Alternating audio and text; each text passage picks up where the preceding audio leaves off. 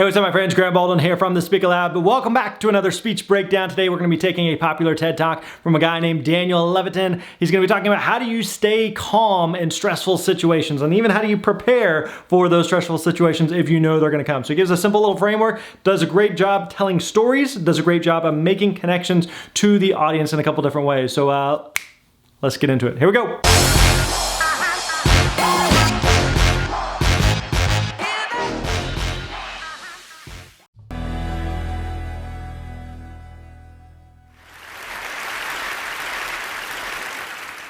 A few years ago, I broke into my own house.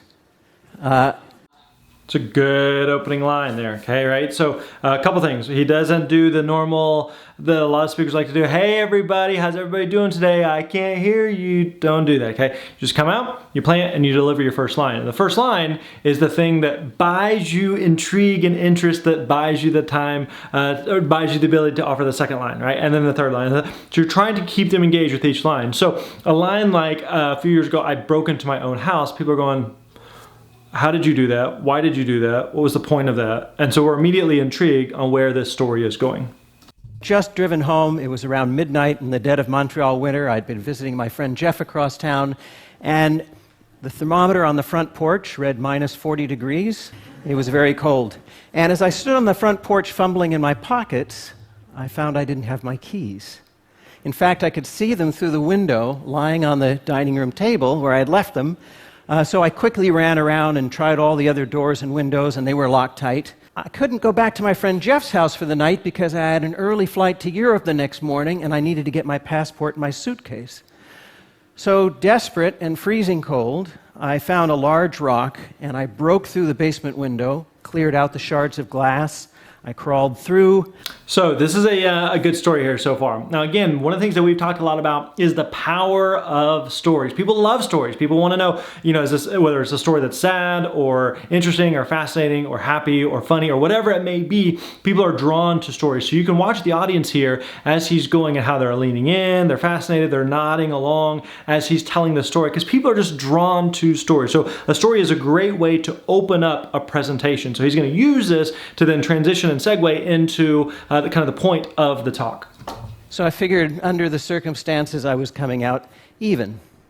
So the next morning, when I woke up on too little sleep, worrying about the hole in the window and the mental note that I had to call my contractor and the freezing temperatures and the meetings I had upcoming in Europe, it wasn't until I got to the airport check-in counter that I realized I didn't have my passport. So I raced home in the snow and ice, 40 minutes, got my passport, raced back to the airport. I made it just in time, but they had given away my seat to someone else, so I got stuck in the back of the plane next to the bathrooms in a seat that wouldn't recline on an 8-hour flight. Well, I had a lot of time to think during those 8 hours of no sleep. So again, as he got to this point in the story where he talks about this whole stressful situation, he gets to the back, and I'm sitting on an 8-hour flight where I can't recline next to the bathroom. That's a good point to just pause, right? So let it kind of sink in, where it's kind of stressful, you kind of feel bad for him, it's also kind of funny, given all that's gone on in the past 12 hours or so, or whatever it was that led him to this point. But then also, again, this is a good transition and segue into where he's going with the talk. I started wondering, are there things that I can do, systems that I can put into place that'll prevent bad things from happening? Or at least if bad things happen, will minimize the likelihood of it being a total catastrophe. So I started thinking about that, but my thoughts didn't crystallize until about a month later. I was having dinner with my colleague Danny Kahneman, the Nobel Prize winner, and I somewhat embarrassedly told him about having broken my window and forgot my passport. And Danny shared with me that he'd been practicing something called prospective hindsight. It's something that he had gotten from the psychologist Gary Klein, who had written about it a few years before, also called the pre-mortem. Now, you all know what the post-mortem is. Whenever there's a disaster, a team of experts come in and they try to figure out what went wrong, right? Well, in the pre-mortem, Danny explained, you look ahead and you try to figure out all the things that could go wrong, and then you try to figure out what you can do to prevent those things from happening or to minimize the damage. So what I want to talk to you about today are some of the things we can do in the form of a pre-mortem. Some of them are obvious. Some of them are not so obvious. I'll start with the obvious one. Okay, this is a good way, just a good introduction here. So again, he's told the story, and kind of then set up the transition here, and then he's kind of telling them, hey, here's what we're going to cover. Here's what we're going to talk about. So we've talked about, here's what the post-mortem is. You understand what that is. We're going to talk about what the pre-mortem is. We're going to talk about some things that are obvious and not so obvious about this. So you can, it helps you into the future. So this is, again, a good kind of like, we're just setting up and we're just kind of like laying out the map of here's where we're going on this journey for the next couple minutes. Around the home, designate a place for things that are easily lost. Now, this sounds like common sense, and it is, but there's a lot of science to back this up based on the way our spatial memory works. There's a structure in the brain called the hippocampus that evolved over tens of thousands of years to keep track of the locations of important things. Where the well is, where fish can be found, that stand of fruit trees, where the friendly and enemy tribes live. The hippocampus is the part of the brain that in London taxicab drivers becomes enlarged. It's the part of the brain that allows squirrels to find their nuts. So in the home, designate a spot for your keys, a hook by the door, maybe a decorative bowl, for your passport, a particular drawer, for your reading glasses, a particular table. If you designate a spot and you're scrupulous about it, your things will always be there when you look for them. Remember, when you're under stress, the brain releases cortisol. Cortisol is toxic and it causes cloudy thinking. So part of the practice of the pre-mortem is to recognize that under stress, you're not going to be at your best, and you should put systems in place. And there's perhaps no more stressful a situation than when you're confronted with a medical decision to make. And at some point, all of us are going to be in that position where we have to make a very important decision about the future of our medical care or that of a loved one to help them with the decision. No, he's done a good job here of saying, I'm getting ready to explain some type of medical situation and kind of give you a framework for how to make a decision around this decision that you're trying to make. Now, then he also goes on to say, this framework works, though, in all different types of contexts. So whether it's financial or job-related or career or whatever it may be, this framework is going to work. So I'm going to talk about it in a medical context, but it applies to a bunch of different contexts as well. Decision you have to make that would benefit from a rational assessment of the facts. So, suppose you go to your doctor and the doctor says, I just got your lab work back. Your cholesterol's a little high. Now, you all know that high cholesterol is associated with an increased risk of cardiovascular disease, heart attack, stroke. And so you're thinking having high cholesterol isn't the best thing. And so the doctor says, I'd like to give you a drug that'll help you lower your cholesterol, a statin. And you've probably heard of statins. You know that they're among the most widely prescribed drugs in the world today. You probably even know people who take them. Now, he's also doing one thing here that is really, this is why it's really important to know your audience. So he's making a lot of assumptions about the audience. So he's saying, a statin, I assume you guys know what that is and you're all familiar with that and you probably know someone.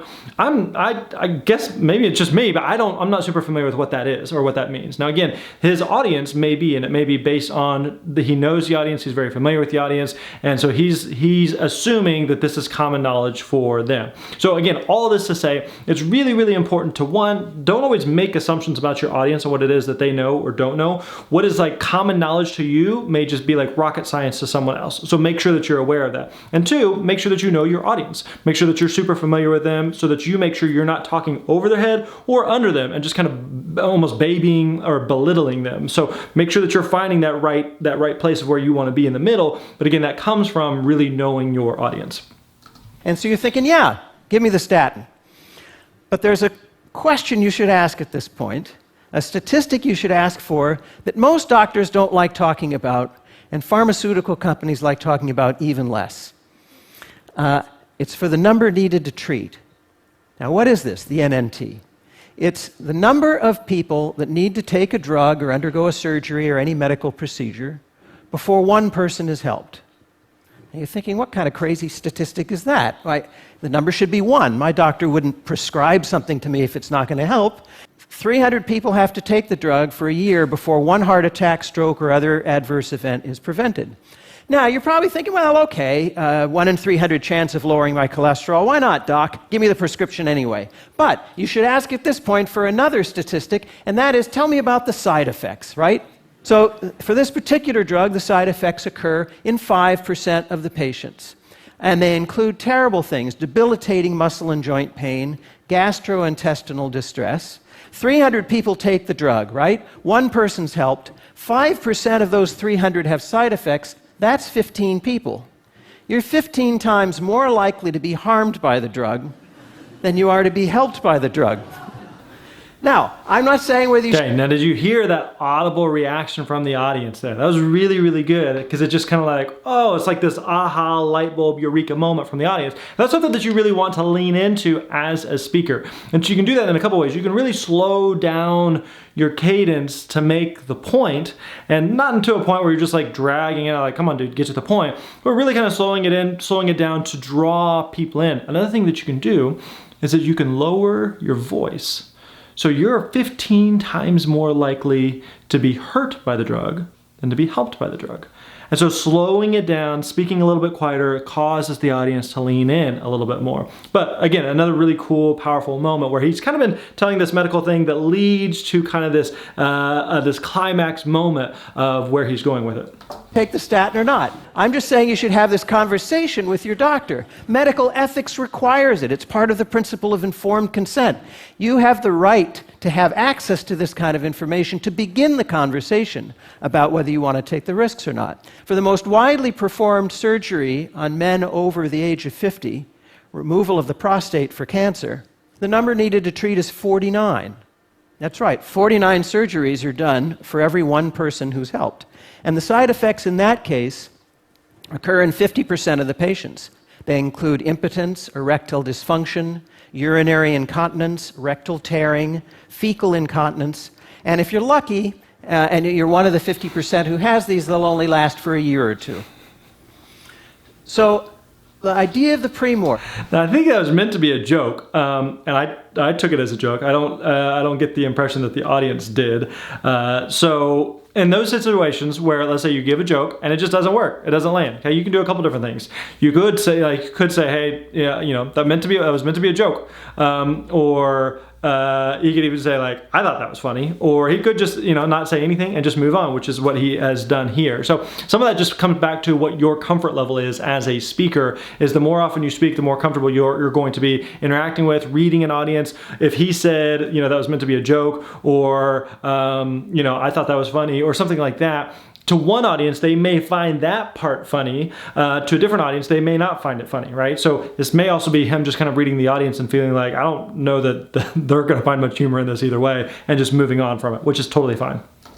Is to think ahead of time to the questions that you might be able to ask that will push the conversation forward.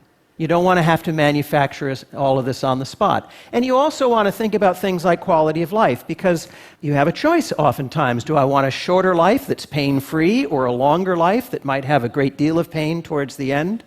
These are things to talk about and think about now with your family and your loved ones. You might change your mind in the heat of the moment, but at least you're practiced with this kind of thinking. Remember, our brain under stress releases cortisol. And one of the things that happens at that moment is a whole bunch of systems shut down. I think the important point here is recognizing that all of us are flawed. We all are going to fail now and then. The idea is to think ahead to what those failures might be, to put systems in place that will help minimize the damage, or to prevent the bad things from happening in the first place. Getting back to that snowy night in Montreal, when I got back from my trip, I had my contractor install a combination lock next to the door. Okay, so he's got about 20 seconds left. So this is a good example of opening with a story and then closing with that same story. So you're really bringing the thing completely full circle here. So not really sure where he's going to go here in these last 20 seconds or so, but let's watch him find out. With a key to the front door in it, an easy-to-remember combination. And I have to admit, I still have piles of mail that haven't been sorted and piles of emails that I haven't gone through. So I'm not completely organized, but I see organization as a gradual process, and I'm getting there. Thank you very much.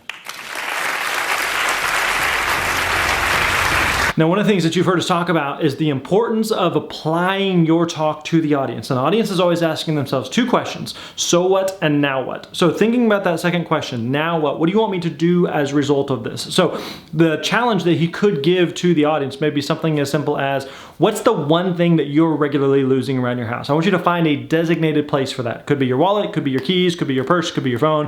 What's that one thing that you're regularly losing? And so when you leave here, when you go home, I want you to find a bowl or a spot, a hook, some type of designated place to put that item so that you don't lose it. And do that, and then begin to build some other parts of your life, of areas where you could be adding more structure or organization to it. So just some simple little call to action there takes it from this kind of like theoretical talk to, okay, here's how it applies, here's what I do with this now. But overall, a really good presentation. All right, there you go. Hope you enjoyed that speech breakdown. Great TED Talk there from, again, Daniel Levitin about staying calm in those stressful situations. Hey, if you like these videos, don't forget to subscribe to the channel. Make sure that you like this video, comment below, and let us know what is the one takeaway that you learned from this speech breakdown. And number two, what is a talk that you would like for us to break down in a future episode? Again, don't forget to subscribe, and we'll catch you on the next video. You're awesome.